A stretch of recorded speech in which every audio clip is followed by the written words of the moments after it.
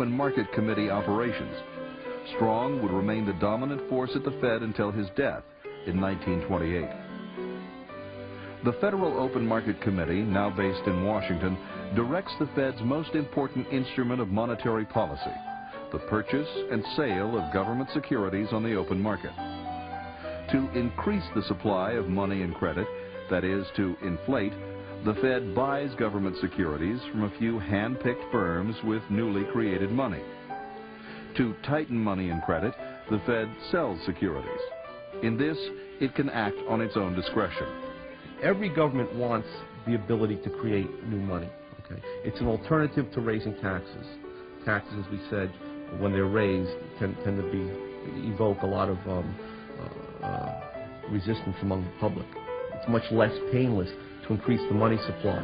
The effects, the negative effects, don't occur until 6 months, a year, 2 years later, at which time the increasing prices can be blamed on other factors, the weather, speculators, and so on. Another device the Fed uses to control the amount of money in circulation is setting the discount rate. This is the interest rate charged to member banks when they borrow short-term from the so-called discount window. If the Fed lowers the discount rate for its loans, commercial banks will likely borrow more from the Fed. This increases the amount of funds banks have to lend. Bank credit thus becomes cheaper, as reflected in lower interest rates on bank loans and credit cards. The increase in funds available for banks to lend also increases the amount of money in the economy. The Fed can also manipulate the nation's money supply by raising or lowering the reserve requirement. Banks are required to set aside a percentage of their deposits as reserves to meet depositors' demands.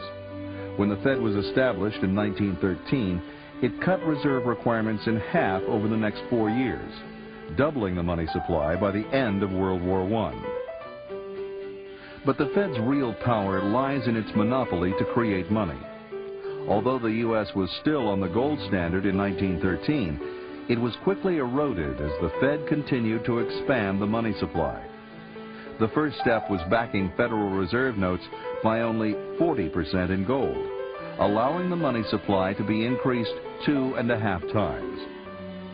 The inflationary effect of fractional reserve banking was also heightened by the central bank. The commercial banks are permitted to create checkbook money on top of Federal Reserve notes. That is to say, the commercial banks are only obliged by law to hold reserves in the form of Federal Reserve notes of 10% to back all demand deposits that they have. 90% of their demand deposits are backed by nothing. The Federal Reserve System adds another inflationary layer to an already unstable banking system. For example, if the central bank has $100 worth of gold reserves in its vaults and a 10% reserve requirement, it can print up $1,000 of new notes and deposits, which become the reserves of the commercial banks. The commercial banks take this $1,000, and if they're required to hold 10% again in reserve, they can multiply the $1,000 into $10,000 through fractional reserve loans. So an inverted pyramid is created with $100 worth of gold or real money at the bottom and $10,000 of inflated paper money at the top. As this $10,000 in new paper money circulates in the economy, it drives prices up, therefore reducing the buying power of ordinary citizens. When they spend that money, the people who get the new money first and are able to buy products with it benefit, and the people who get it at the end lose, because when they go to spend it, prices have already gone up, and so they're able to buy less. And so there's a transfer of wealth and of power from some segments of the economy to others because of the actions of the central bank. And basically those who benefit are the government itself, big banks, and government contractors, and anybody who's closely associated with the federal government. By making enormous amounts of credit easily available, the Fed can also drive down interest rates, sending out the wrong signal to investors. It sets in motion an unsustainable investment boom that carries with it the seeds of its own destruction. It's this business cycle that is ultimately responsible for economic disasters such as the Great Depression. Soon after the Federal Reserve was established, the U.S. entered World War I. Once again, the government temporarily abandoned the gold standard to print more money to finance the war effort. The U.S. government borrowed heavily, and the national debt ballooned from $1 billion to $27 billion. A sharp spike of inflation followed. This set off a cycle of rapid expansion and contraction in the economy. To dampen the overheated economy, the Fed halted its inflation, causing interest rates to nearly double over the next 18 months.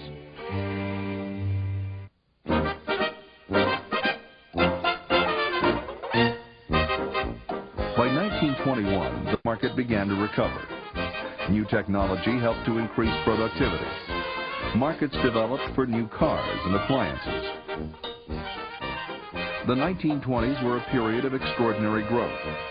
But behind the scenes, much of this growth was distorted by a Fed-generated inflationary credit expansion. This was the Roaring 20s. This was a period of increasing affluence. That hid the inflation from American economists.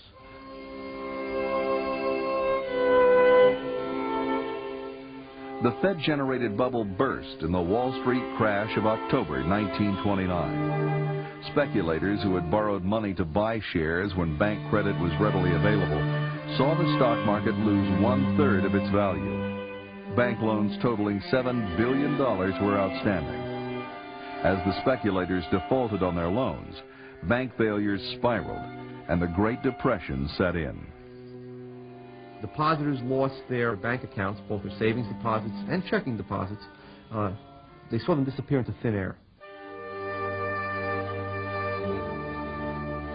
In 1932, Franklin D. Roosevelt was elected president and quickly implemented a New Deal policy of spending us to prosperity. Even though we needed lower taxes and lower spending, his administration would seek unprecedented amounts of money to finance its big government programs. In his inaugural speech on March 4, 1933, Roosevelt vowed to put an end to poverty and the unemployment lines and get people back to work. It didn't work. The Depression got worse, thanks to increased central planning. FDR only succeeded in making the monetary system even less sound. Just after taking office, the president declared a 4-day nationwide bank holiday, absolving the bankrupt fractional reserve banks of any need to repay their depositors. But before the banks reopened, the Roosevelt administration had to come up with a scheme that would lead people to believe that new deposits would be safe.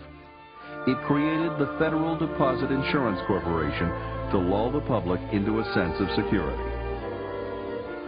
In reality, the Federal Deposit Insurance Corporation holds just 0.5% of all the deposits it insures. But what people are counting on is that the Fed, as the lender of last resort, would step in and print whatever money would be necessary to prevent a massive bank run.